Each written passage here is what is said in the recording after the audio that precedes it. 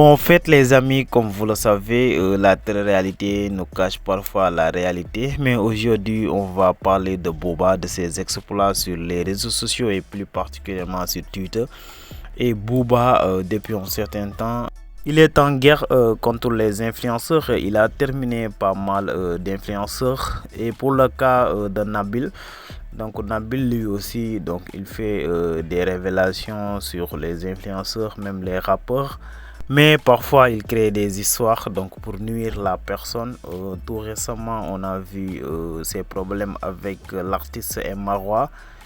Avant l'artiste Marwa, le problème de Carla, mais aujourd'hui il fait des enquêtes sur la cagnotte de Popette Kenza.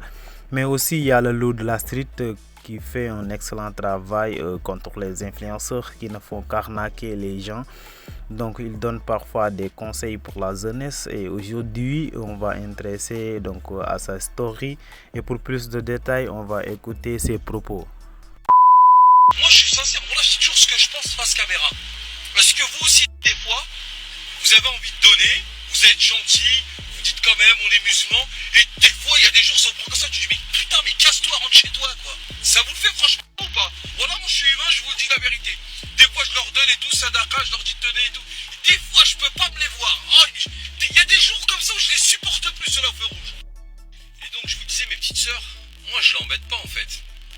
Et en plus, le jour où elle vous donnera un bon exemple, et bah on l'encouragera même s'il faut. Mais pour l'instant, c'est pas demain la veille. Puisque on le sait très bien, 90% des petites sœurs qui suivent Tête de Chameau, c'est des mineurs. 15 ans, 16 ans, 14 ans. C'est un public très très jeune. Et quand justement tu as de la notoriété sur les réseaux sociaux et que tu as affaire à un public très très jeune, il faut donner le bon exemple, même si on n'est pas tous parfaits. Au moins sur les réseaux sociaux, tu es suivi par beaucoup de monde. Essaye d'influencer un maximum de jeunes filles dans des bonnes choses. Et tu t'es suivi par des petites de 14-15 ans, tu leur fais des pubs pour du muscle pour la foufoune. Comme si elles puaient d'en bas à cet âge-là. Ça va quoi. Franchement ça va. Tu peux tout à fait avoir énormément de notoriété, être suivi par énormément de jeunes filles et donner un bon exemple et donner des plans sympas ou même rigoler, partager son quotidien, rigoler, chanter, danser, tout ça c'est pas interdit, hein. On a le droit de faire ce qu'on veut dans la vie, hein. Mais voilà, t'as des jeunes filles qui te suivent, un minimum de leur donner, tu vois, un bon exemple. Pas aller à la Mecque, dire le voile c'est le choix d'une vie, revenir, twerker, danser, repartir, faire des cagnottes, de mentir, je sais pas moi. Tu peux tout à fait bien gagner ta vie, être respecté, que les gens t'aiment en faisant des choses super sympas. L'un n'empêche pas l'autre.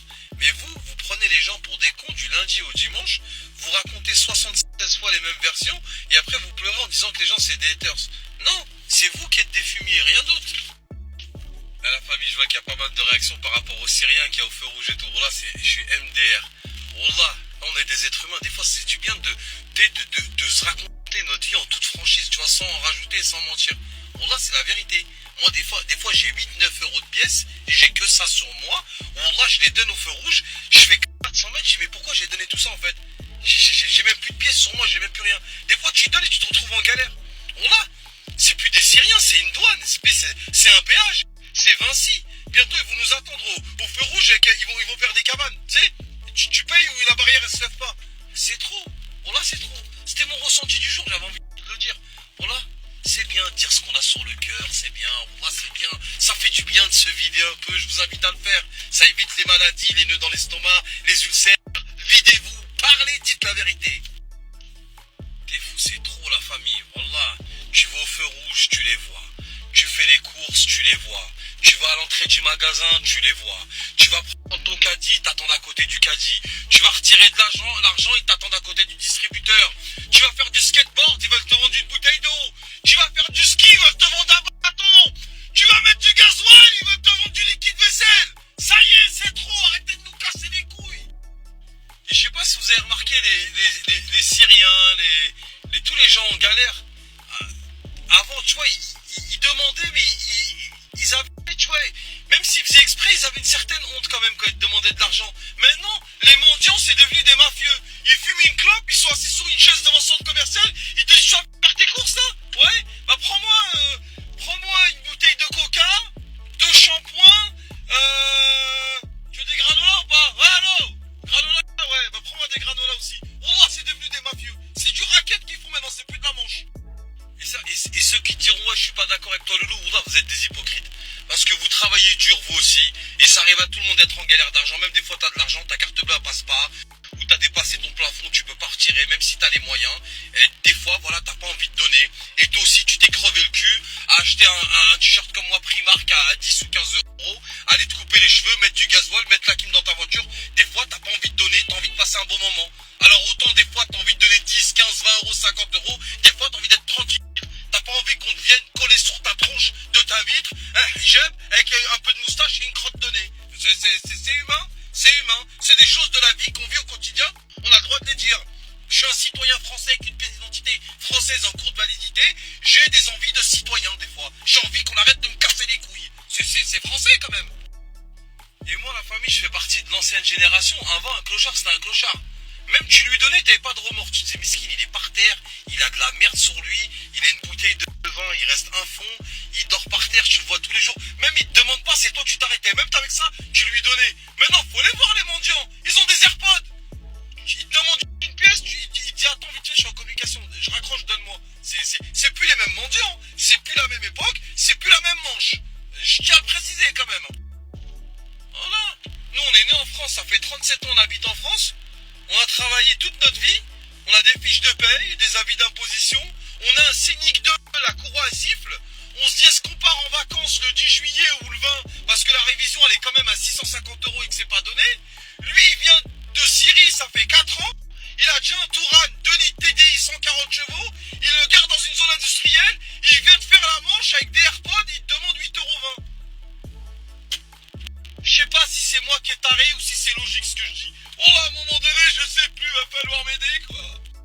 Donc voilà, famille, c'est le petit coup de gueule du jour et voilà. Continuez à donner à des gens qui ont vraiment besoin. C'est comme les gens, des fois, ils vont faire des maraudes, ils vont faire je sais pas quoi, alors que leurs voisins. Ou des fois, il y a un mec de ta cité et que sa mère, il a des loyers de retard, il ose pas te le dire, tu vois. Essayez de vous renseigner s'il n'y a pas des gens en galère avant de vouloir faire de l'humanitaire et d'aller sauver les chutes du Niagara. Bonne journée à vous. Gros bisous. Mes loulous.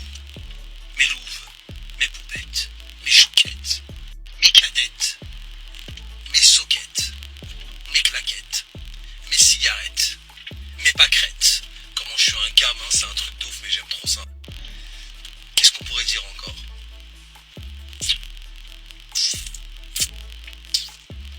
Je réfléchis, je vous disais la famille, ceux qui ne sont pas forts psychologiquement et qui ont peur de perdre leur Snap, leur follower et leur Instagram, ça va être difficile pour vous, hein.